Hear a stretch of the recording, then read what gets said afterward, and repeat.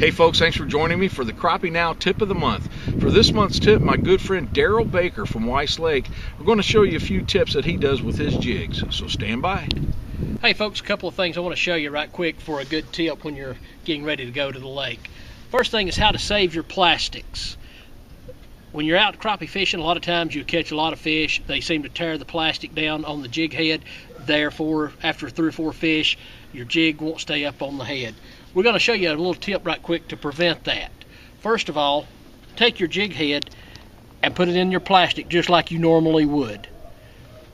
Get it just about right in that area there, just before you push it up all the way on the collar of the head.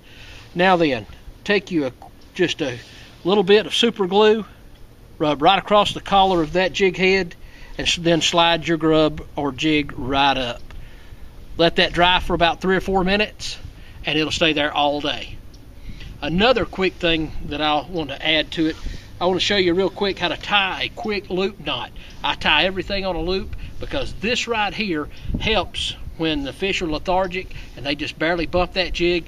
This will allow that jig to float up and down your line so that the crappie do not feel you, because it just allows it to float on the line. First of all, put it straight in just like you were going to tie it on.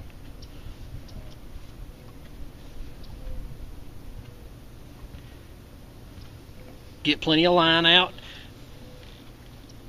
Simply hold it in one hand and create a loop. Once you create that loop, drop your jig right through and let it one quick overhand knot.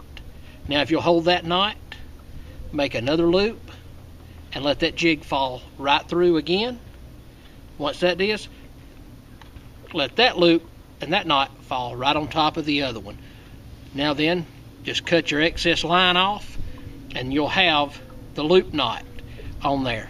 As you can see, if a fish bumps this, it will just let it float up and down that line and it will not ever feel you.